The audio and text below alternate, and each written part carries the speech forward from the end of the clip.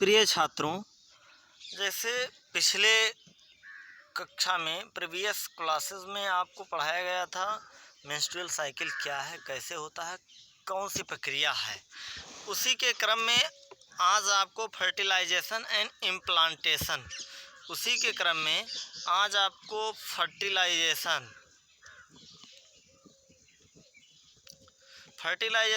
And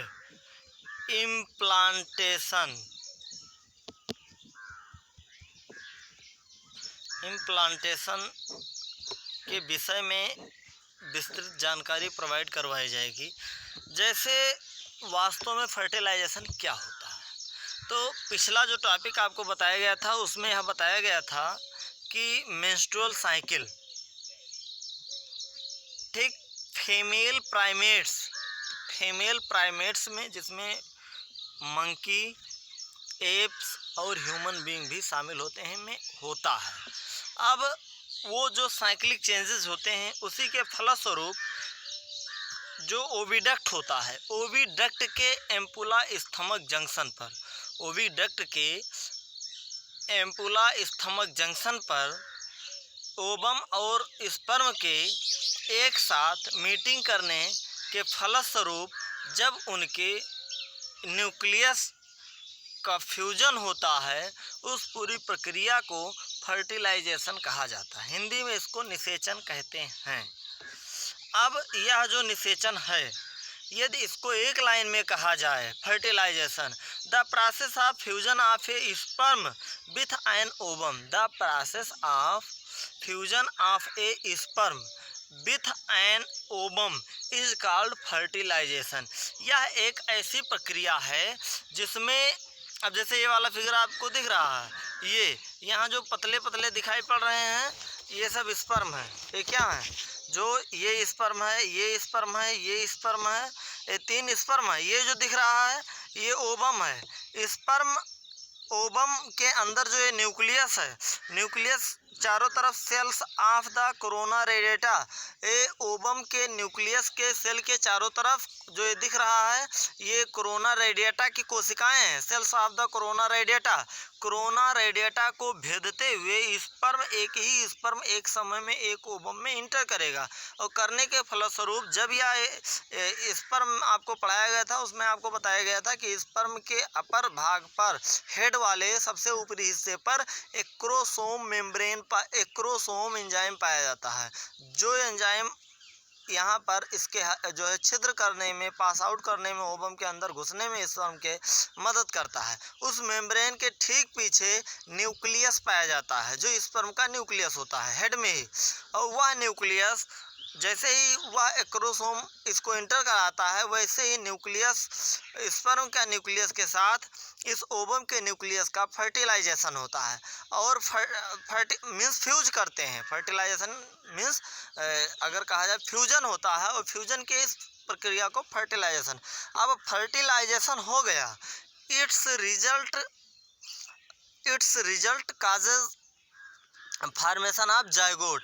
इसी के परिणाम स्वरूप, इसी का यह रिजल्ट है कि यहाँ पर जाइगोट का निर्माण, फर्टिलाइजेशन के तुरंत बाद जाइगोट का निर्माण प्रारंभ हो जाता है। अब यहाँ पर जैसे ही स्पर्म ओवम के अंदर इंटर करेगा, वैसे ही एक लेयर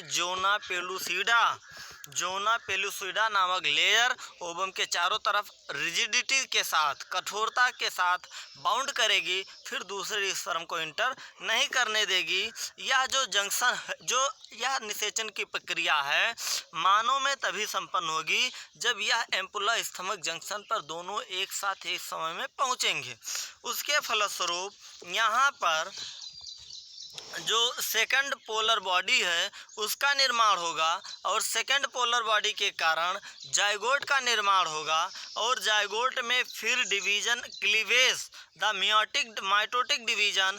अब जाइगोट में माइटोटिक, नॉट मियोसिस, माइटोसिस या माइटोटिक दोनों एक है, माइटोसिस एक है, मियोसिस और मियाटिक एक है, या मियाटिक को रिडक्शन डिवीजन भी कहते हैं, और हिंदी में मियोसिस को अर्धसूत्री, यहाँ पर अर्धसूत्री स्पर्म और ओवम के फॉर्मेशन के समय होता था, यहाँ पर नहीं होगा। यहाँ पर सिर्फ और सिर्फ माइटोटिक डिवीजन या माइटोसिस डिवीजन होगा। Start the zygote move through the stomach of the oviduct cleavage toward the uterus, और यह धीरे धीरे जो है डिवीजन करते हुए एम्पुला स्टमक जंक्शन से यूटेरस की तरफ मूव करेंगे। एंड फॉर्म्स टू, और जाइगोट में एक जाइगोट से 2 डिवीजन, 2 से 4, 4 से 8, 8 से 16। जब 16 डॉटर सेल्स बनेंगी तब उस स्ट्रक्चर, और एक ही स्ट्रक्चर रहेगा, उसको हम ब्लास्टोमियर्स के नाम से जानेंगे। The embryo with 8 to 16 blastomere are called morula, उसको मोरूला कहेंगे। मोरूला से यह ट्रांसफॉर्म होगा ट्रोफोब्लास्ट, और ट्रोफोब्लास्ट में जा करके या जो है ग्रुप ऑफ सेल से इनर सेल से अटैच होगा। उस पूरी प्रक्रिया में जब यह अटैच होगा तब यह पहुंच जाएगा यूटेरस में। यूटेरस में द रिजल्ट ऑफ ब्लास्टोसिस और इनर सेल के अटैचमेंट के कारण जब यूटेराइन सेल से हो जाता है उसका, तब उसको ब्लास्टोसिस्ट कहते हैं। Blastocyst becomes embedded in the endometrium of the uterus, और blastocyst endometrium of the uterus में धसा हुआ होता है, जिस कारण उस प्रक्रिया को इम्प्लांटेशन कहते हैं। And it's less to the pregnancy, और यही प्रेगनेंसी का पहचान है। उसके बाद इसी के अंतर्गत प्रेगनेंसी एंड एम्ब्रायोनिक डेवलपमेंट भी आता है। इसमें कुछ हार्मोनल सिक्रेशन होता है, कोरिनियाई बिलाई का फॉर्मेशन होता है। आफ्टर इम्प्लांटेशन के बाद finger like projection appear on the trophoblast पर फिंगर, उंगलियों के जैसे बिलाई का निर्माण होगा, प्रोजेक्शंस होंगे जिनको कोरियोनिक बिलाई के नाम से जाना जाता है। Which is surrounded by the uterine tissue, जो चारों तरफ यूटेराइन टिश्यू से घिरा हुआ होता है। एंड मैटरनल ब्लड, और इस तरह से उसमें मैटरनल मदर के जो ब्लड्स हैं वो जो है मूव करते रहते हैं। The chorionic villi and uterine tissue becomes interdigitated with each other and jointly form the structural and functional unit between developing embryo, fetus and maternal body called the placenta। जो baby है उसके और उसके mother के बीच जो connecting link का कार्य करता है, उस आर्गन को प्लेसेंटा कहा जाता है। प्लेसेंटा के द्वारा जो बच्चे होते हैं अपने मदर से न्यूट्रिशन, पोषण और अन्य प्रकार की चीज़ों को प्राप्त करते हैं, और उसी प्लेसेंटा के जरिए उन चीज़ों को वहाँ पर दे देते हैं। इस तरह से ये सारी जो प्रक्रियाएं होती हैं वहाँ पर क्रियान्वित होता है, और वहाँ पर HPL, HCG और उसके बाद एस्ट्रोजन, प्रोजेस्टेरोन, रिलैक्सेशन, ढेर सारे हार्मोन का वहाँ पर सिक्रेशन होता है, और इनका भी अपना अपना थोड़ा बहुत रोल होता है, अलग अलग रोल होता है, जिन रोलों के कारण वो जाने जाते हैं। और इस तरह से वहाँ पर धीरे धीरे जो है जो बच्चे हैं उनका डेवलपमेंट धीरे धीरे विभिन्न प्रकार के आर्गनों के माध्यम से होना प्रारंभ हो जाता है।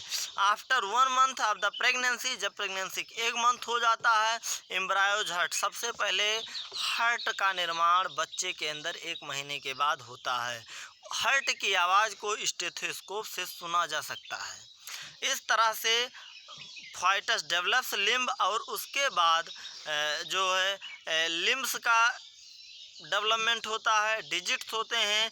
And of the 12 weeks first trimester, 12 सप्ताह के बाद फर्स्ट ट्राइमेस्टर के बाद most of the major organ system are formed, for example limbs, external genitalia organ, ढेर सारे ऑर्गन एक फर्स्ट ट्राइमेस्टर में फॉर्म्ड हो जाते हैं। उसके बाद आता है पार्टिरेशन एंड लैक्टेशन।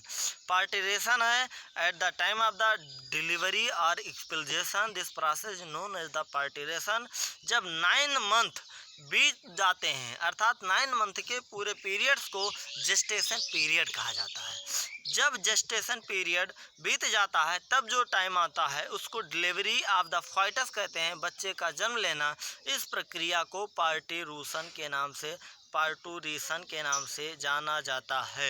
यह प्रक्रिया फर्टिलाइजेशन, रिफ्लेक्शन, रिलैक्सेशन हार्मोन के कारण मायोमेट्रियम वाल में लगने वाले शॉक झटके के कारण एंडोमेट्रियम टूटता है, जिसके कारण बच्चे का संपर्क यूटेराइन वाल से खत्म होता है और बच्चे ऑटोमेटिक बाहर आ जाते हैं।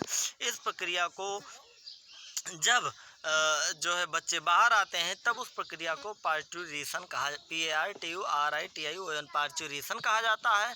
मिल्क प्रोड्यूसिंग पार्टूरेशन के बाद सबसे बड़ी समस्या मिल्क देना होता है। मिल्क के लिए जो प्रक्रिया होती है उसको हम लैक्टेशन कहते हैं और जिसमें मेमरी नामक ग्लैंड एक्टिवेट होती है। Thanks for watching video. इसी वीडियो के साथ आप सभी लोग ध्यानपूर्वक सुनेंगे। रिप्रोडक्टिव सिस्टम समाप्त होता है और नेक्स्ट जो है आपको नेक्स्ट चैप्टर फिर पढ़ाया जाएगा।